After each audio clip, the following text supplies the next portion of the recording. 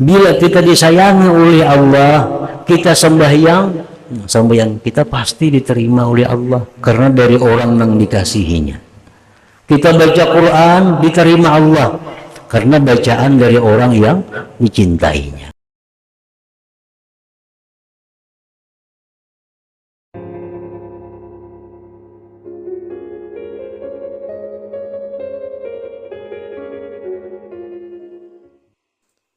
Assalamualaikum warahmatullahi wabarakatuh.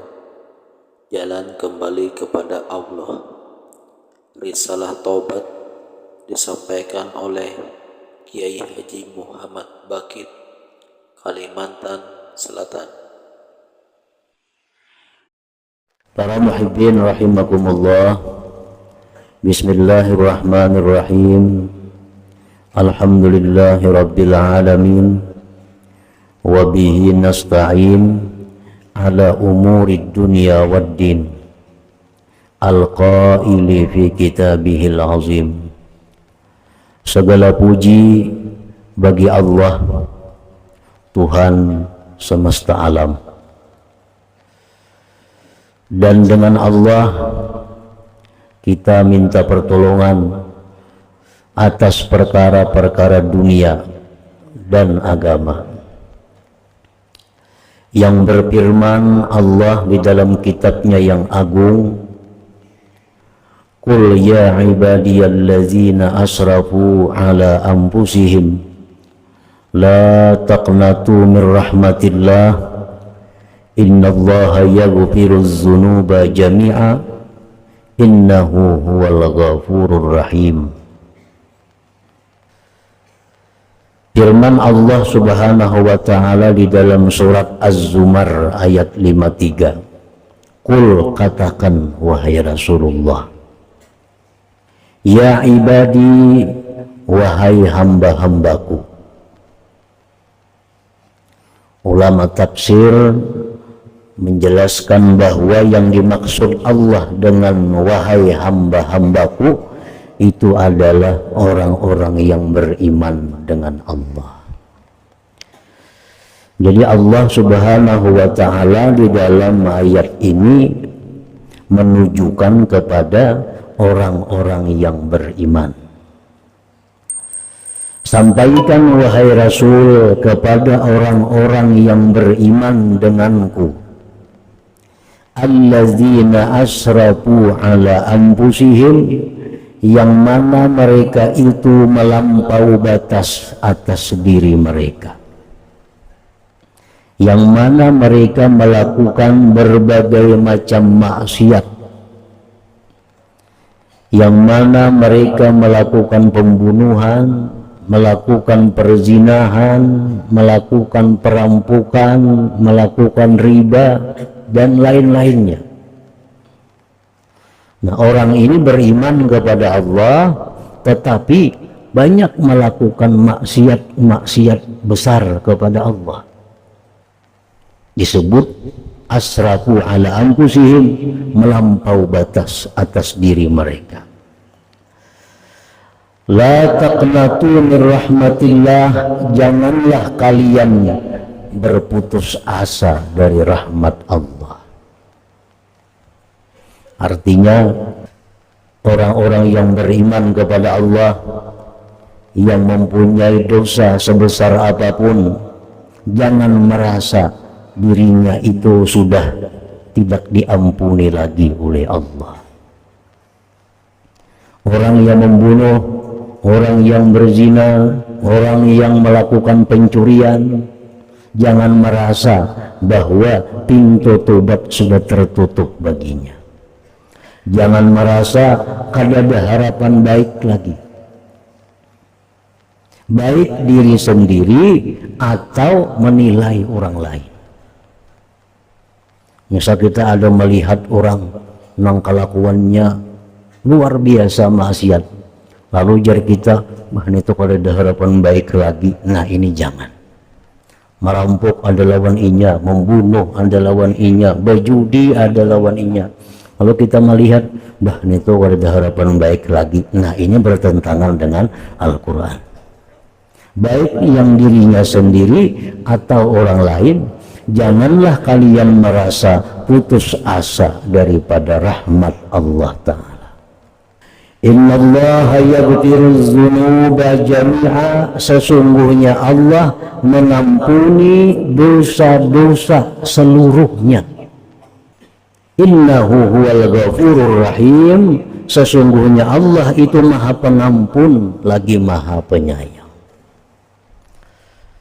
Jadi asalkan ada iman di dalam hati, asalkan ada iman walaupun seberat zarrah, walaupun iman itu sebesar semut, asal ada iman, bagaimanapun besarnya dosa yang dilakukan pasti diampuni oleh Allah Subhanahu wa Ta'ala.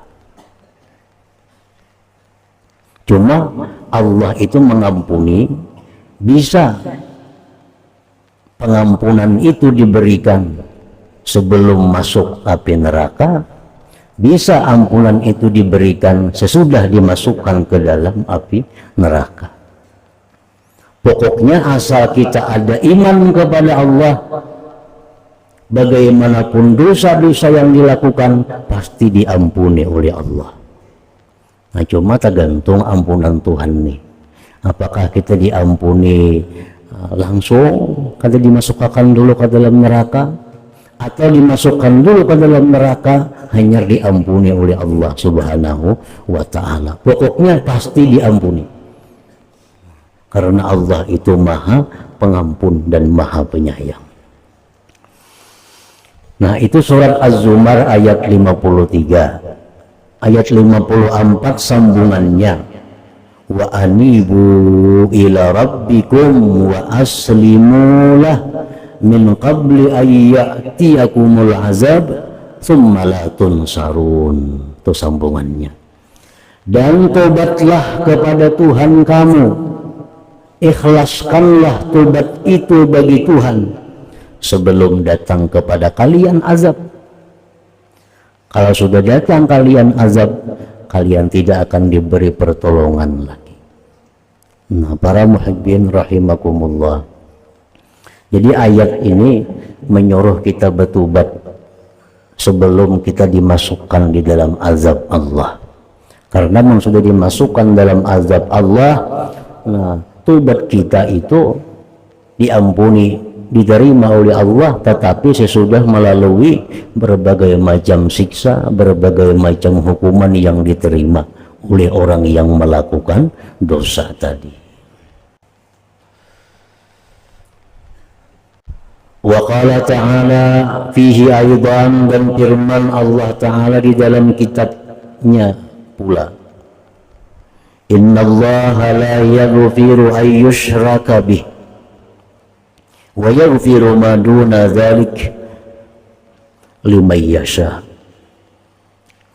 Sesungguhnya Allah tidak mengampuni bahwa disekutukan dengannya. Nah, kalau orang musyrik itu kada diampuni Allah. Wa yaghfiru ma duna dzalik, Allah hanya mengampuni selain syirik. Asal jangan syirik saja diampuni Tuhan. Liman yasha, bagi orang yang Allah kehendaki. Nah, siapa yang dikehendaki Allah dapat ampunan, itu ialah orang-orang yang bertobat kepada Allah Subhanahu wa Ta'ala. Jadi mun orang itu musyrik, orang itu kada ada iman kepada Allah, atau iman tapi menyekutukan dengan Allah, nah maka orang ini bagaimanapun dia minta ampun kepada Allah, kada diampuni Allah selama syirik itu masih ada di dalam hatinya. Sekecil apapun perbuatannya dosa, kada diampuni oleh Allah kalau syirik masih ada di dalam hatinya.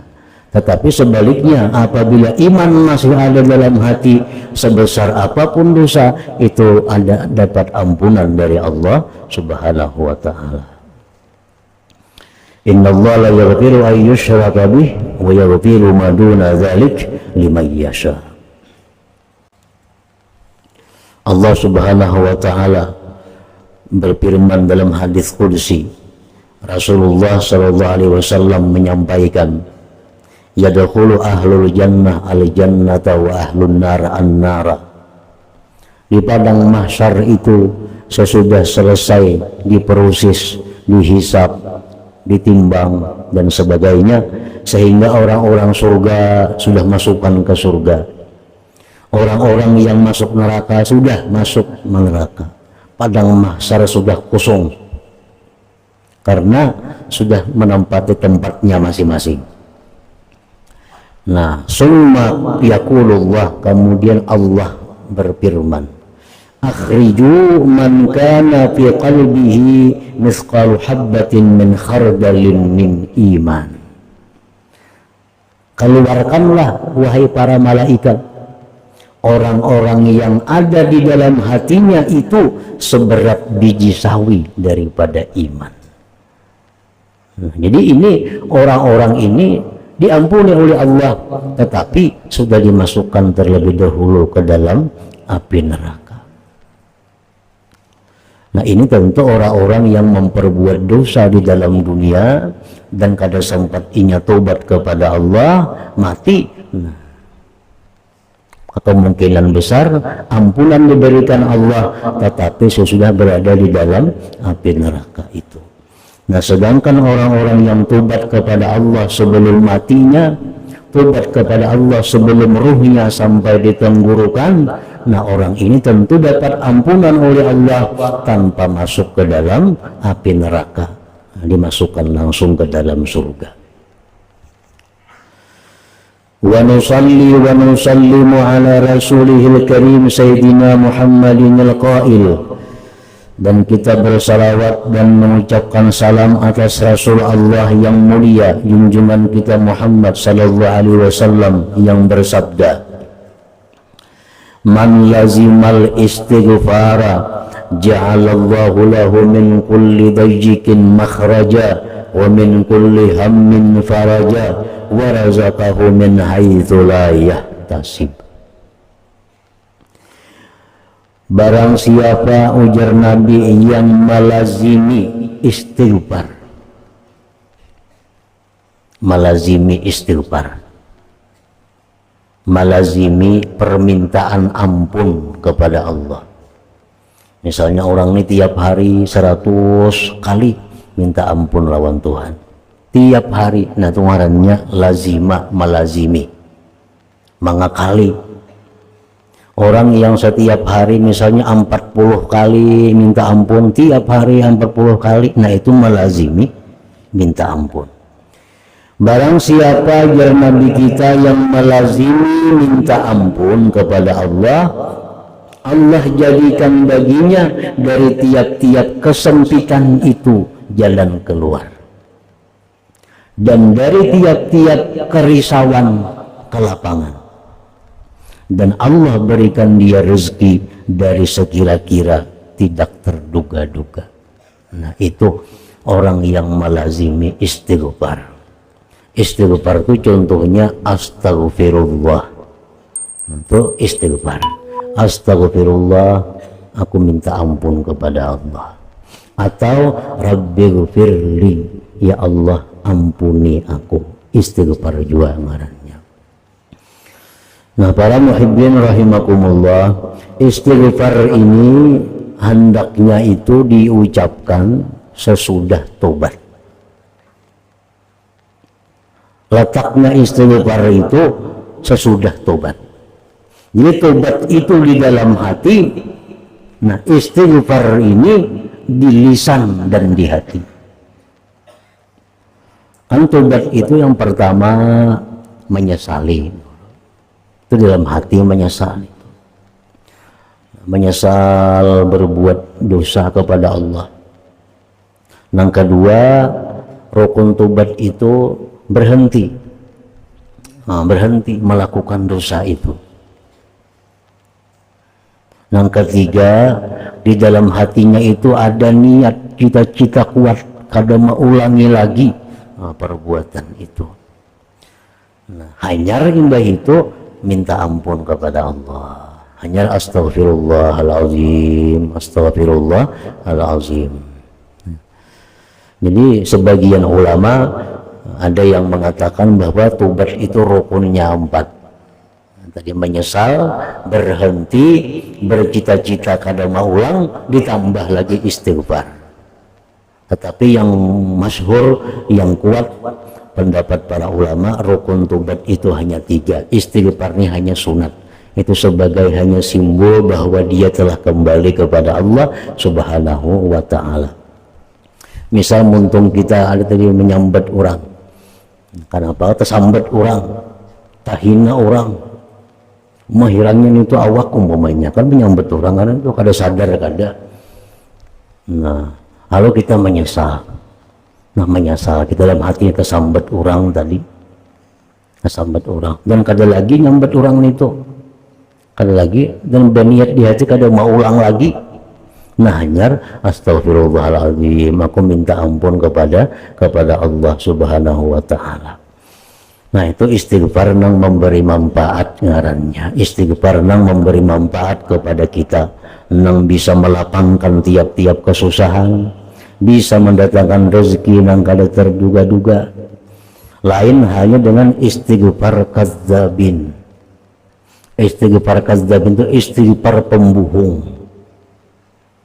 Istighfar pembohong ini kadang mendatangkan apa-apa kepada dirinya, bahkan mendatangkan kutukan, karena dianggap mengulu-ulu Allah Subhanahu wa ta'ala. Kayak apa istighfar kadzabin itu? Orang yang masih melakukan maksiat tapi minta ampun. Ini sebut istighfar kadzabin. Nah, ini kada masuk dalam hadis Nabi, siapa yang istighfar dapat ini dapat itu, kada masuk. Karena ini mendustai Allah Ta'ala.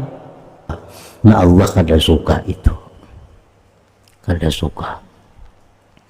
Orang yang masih melakukan riba, contohnya nih, sebagian kita yang masih bekerja dengan riba, minjam duit berbunga, mandak duit berbunga, tuh berjalan tuh siang malam kan bandak situ duitnya, tapi malam kan astagfirullahaladzim, istighfar kadzabin ngarannya. Amun tuh betul ampi ditarik itu, nah dicabut, cabut ampi, jangan lagi berurusan ke situ, minta ampun lawan Tuhan. Nah, itu nang bujur, itu nang istighfar nang memberikan manfaat. Istighfar nang jar Nabi tadi apa? Allah jadikan baginya tiap-tiap kesempitan jalan keluar, tiap-tiap kerisauan itu ke lapangan, Allah berikan dia rezeki nang kada terduga-duga. Jadi jangan disalahkan hadis Nabi, aku beristighfar beribu-ribu sehari jangan ada mau biris urusan. Nah, istighfarnya macam apa?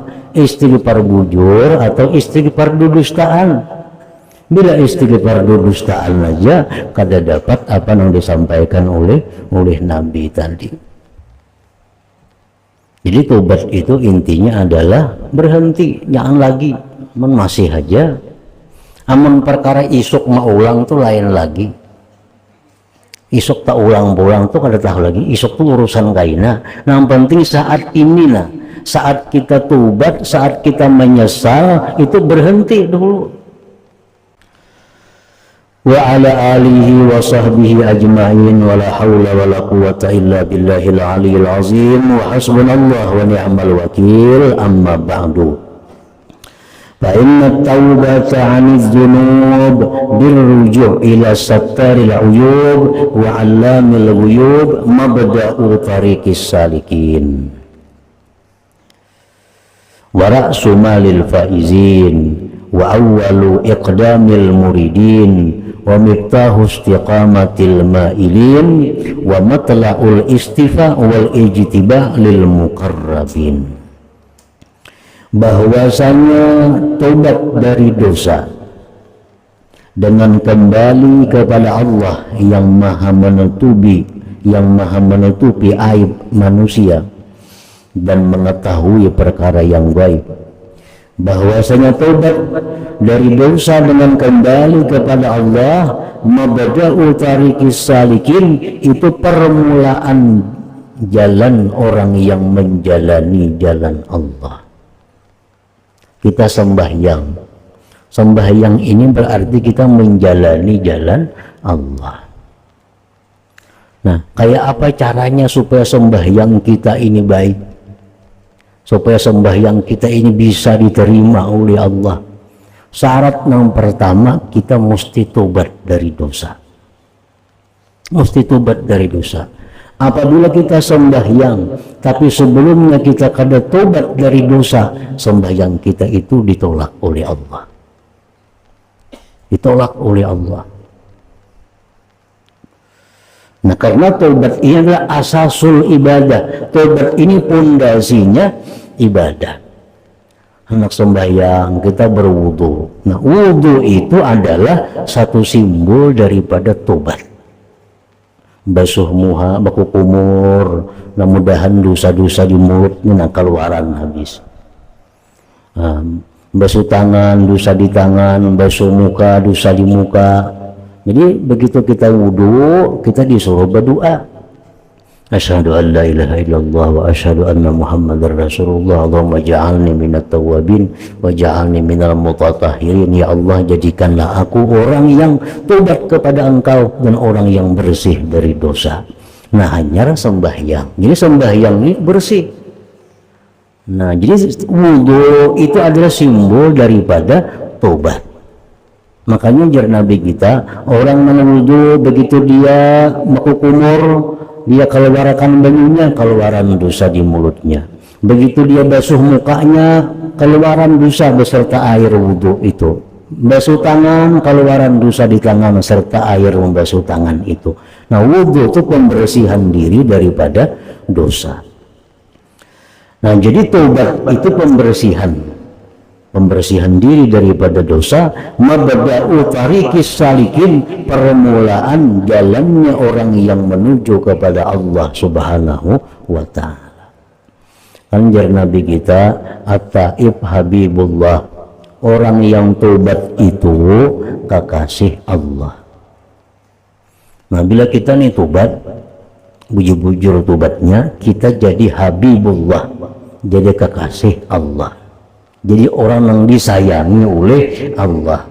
Bila kita disayangi oleh Allah, kita sembahyang kita pasti diterima oleh Allah, karena dari orang yang dikasihinya.